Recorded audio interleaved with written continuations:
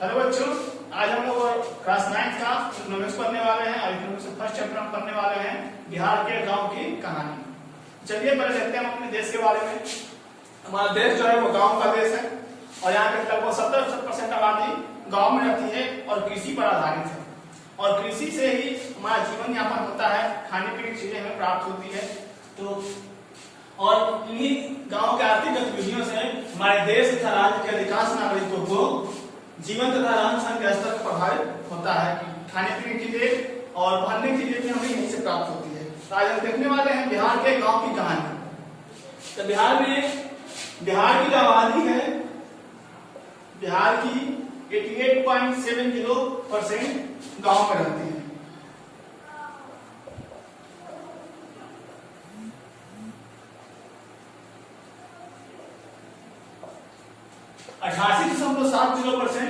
लोग गांव में निवास करते हैं और कृषि पर आश्रित हैं। कुछ लोग पशुपालन भी करते हैं पर ज्यादातर लोग कृषि पर आश्रित हैं। आज हम लोग पढ़ने वाले हैं बिहार के रामपुर नामक गांव की कहानी।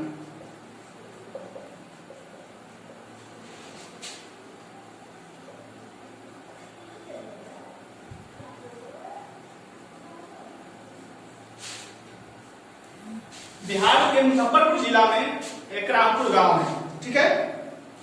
यह उत्तर बिहार का संपूर्ण गांव है और आप लोगों को पता होगा कि उत्तर बिहार हर साल बाढ़ से ग्रसित होता है। कोई भी ऐसा साल नहीं हुआ होगा जब उत्तर बिहार में बाढ़ नहीं आता, हर साल बाढ़ आता है। लेकिन इसके बावजूद भी यह गांव काफी संपन्न है, ठीक है। यहाँ के लोग कृषि उत्पादन भी करते हैं और बागवानी में भी ये लोग अपना बागवानी भी करते हैं, फल सब्जी भी उगाते हैं, ठीक है। यह गांव जो है राष्ट्रीय राजमार्ग से जुड़ा हुआ है और यह मुजफ्फरपुर से लगभग 45 किलोमीटर की दूरी पर स्थित है और इसका प्रखंड आपका कस्बा में पड़ता है, जो कि रामपुर गांव जो है वो कस्बा से 5 किलोमीटर की दूरी पर है। 5 किलोमीटर की दूरी पर स्थित गांव, ठीक है। यह जो गांव है काफी संपन्न गांव है। इस गांव में सड़कें भी है, लेकिन कुछ मामलों में यह गांव पिछड़ा हुआ है। यहाँ लगभग इसकी जो सीमा है वो उत्तर प्रदेश और कुछ नेपाल से भी जुड़ी हुई है, इसलिए काफी गांव संपन्न है क्योंकि राष्ट्रीय राजमार्ग के किनारे पर बसा हुआ है। दूसरी बात, यहाँ अलग अलग जाति के लोग रहते हैं। लगभग अलग अलग जातियों में लगभग 400 घर है यहाँ, यानी 400 लोग यहाँ 400 घर हैं और 400 घरों का एक समझिए तो बड़ा सा गांव है, ज्यादा छोटा तो गांव है नहीं। 400 घर तो गांव कुछ बड़ा ही है और इसमें 75 घर, तो 75 घर हैं वो आपके उच्च वर्ग वाले हैं और बाकी जो है वो पिछड़े वर्ग और दलित वर्ग से लोग आते हैं और यहाँ का अधिकांशतः लोग कृषि पर आधारित हैं। इनके मकान ईंट के बने हुए हैं और सीमेंट के भी हैं। कुछ बड़े किसान इनके मकान काफी बड़े हैं क्योंकि वे अमीर हैं, इसलिए यहाँ के लगभग 1/3 आबादी अति पिछड़ा है और दलित वर्ग है जो मिट्टी के बने मकानों में अपना गुजर बसर करते हैं, ठीक है। सरकार ने ग्रामीण विद्युतीकरण योजना चलाई थी आज से कुछ साल पहले और इस योजना से में सबसे पहले ये गांव में विद्युतीकरण हो गया था।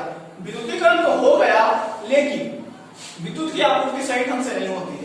विद्युत की आपूर्ति असंतोषजनक है। विद्युत की जो आपूर्ति है, यानी कहने का मतलब बिजली जो है समय समय पर टाइम पर रहती नहीं है, असंतोषजनक है।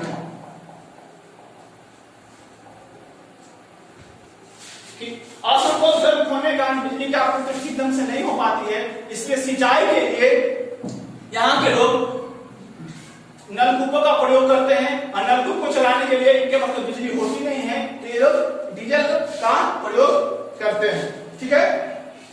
इससे क्या होता है, सिंचाई की लागत बढ़ जाती है और इनको फसल का उत्पादन करने में इनको काफी दिक्कत होता है। गांव में 2 प्राथमिक और एक हाई स्कूल है, ठीक है। इस गांव में 2 प्राथमिक स्कूल हैं और एक आपका माध्यमिक स्कूल या हाई स्कूल कहिए। 2 प्राथमिक विद्यालय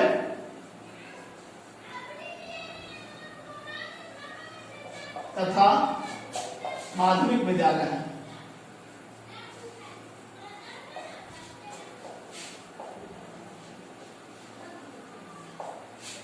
इस गांव में निजी विद्यालय भी खोला गया है, ठीक है।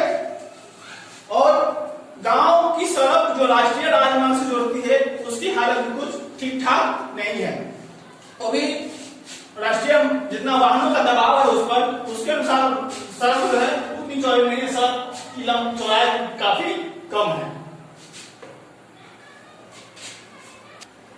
बिजली का आपूर्ति काफी बाधक है, सड़कें जो है वही पतली है, इसलिए गांव को उनका संपन्न तो नहीं कहा जाता, लेकिन कुछ स्तर पर संपन्न इसको कहा जा सकता है, क्योंकि विद्युतीकरण हो चुका है, सड़कें ठीक है और वहां के लोग रहन सहन ठीक ठाक है, इससे संपन्न है। लेकिन कृषि मामले में है संपन्न है, बाकी मामलों में नहीं। विद्युत ठीक ढंग से नहीं पहुंच पाता है और यह विकास की सबसे बड़ी बाधा है, ठीक है। गांव में लड़कों का जो है, विद्यार्थियों का स्कूल में नामांकन बहुत ही कम होता है, ठीक है, और लोग कृषि कार्य में ही लगे रहते हैं। इससे हमें पता चलता है कि बिहार की लगभग गांव में बसने वाली आबादी जो है वो कृषि पर ही आश्रित है। बिहार में लगभग जितने भी गांव में लोग बसते हैं वो सारे क्या हैं, वो कृषि पर आधारित है और कृषि पर ही अपना जीविकोपार्जन करते हैं। उनको आप देख सकते हैं कि विद्यालय में इनका नामांकन दर बहुत कम है, लोग बहुत कम मात्रा में और क्या करते हैं, नामांकन स्कूल लेते हैं। कहने का मतलब कि पढ़ाई लिखाई में भी इनको ज्यादा रुचि नहीं है, ये लोग ज्यादा अपना कृषि पर ही आधारित है। तो देख रहे हैं आप लोग, लगभग बिहार में 88% लोग गाँव में निवास करते हैं। विनिर्माण उद्योग में छोटे मोटे उद्योग चलाते हैं, जैसे छोटे मोटे दुकान और वाहन चलाना, जैसे परिवहन हो गया, दुकान हो गया, किराना दुकान, और भी गांव में छोटे मोटे दुकान होते हैं उनमें ये लोग लगे हुए हैं। चलिए देखते हैं हम लोग उत्पादन को। हमने बिहार के ग्रामीण गांव कहानी को देख लिया, हम लोग देखने वाले उत्पादन। उत्पादन कहते हैं किसको? साधारण भाषा में उत्पादन का अर्थ यही होता है कि भौतिक वस्तु का निर्माण। ये वास्तविकता ऐसी है नहीं, वास्तविकता कुछ और है। वास्तविकता यही है कि मानव किसी भौतिक वस्तु का निर्माण कर ही नहीं सकता। वो जितने भी प्रकृति पर वस्तुएं हैं, जितने भी वस्तुएं हमको प्रकृति के लिए उपलब्ध करवाया है, उन्हीं का आकार, समय,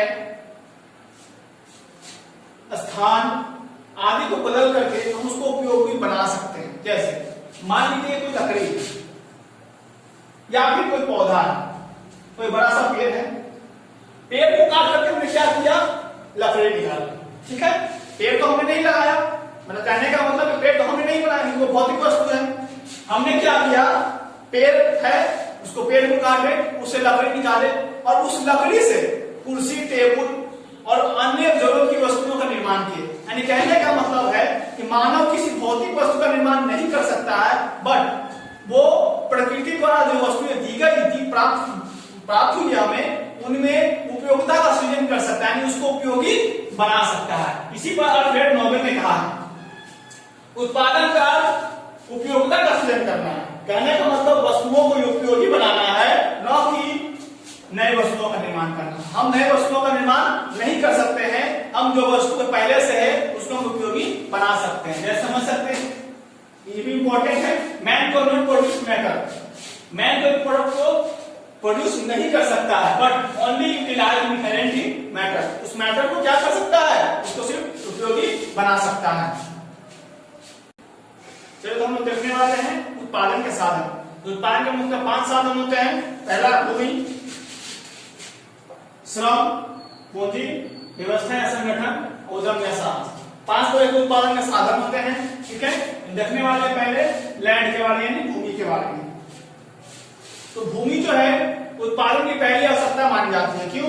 क्योंकि हम कोई भी क्रियाकलाप करते हैं तो भूमि पर करते हैं, भूमि के बिना हम कुछ भी नहीं कर सकते हैं, ठीक है। और अर्थशास्त्र में भूमि का जो अर्थ होता है वो भूमि की ऊपरी परत से नहीं, बल्कि भूमि के अंतर्गत प्रकृति ने जितने भी चीजें हमें निःशुल्क उपलब्ध करवाई हैं, जैसे पेड़ पौधा, नदी, झील, तालाब, उसमें पाने वाले जल और भूमि पर जितनी वस्तुएं पाई जाती हैं वो सभी क्या है, भूमि के अंतर्गत आती है ना। अर्थशास्त्र में कहने का यही मतलब है कि प्रकृति द्वारा जितने भी निःशुल्क वस्तुएं हमें प्राप्त हुई हैं सब उत्पादन के साधन के अंतर्गत आता है, ठीक है। Alfred Nobel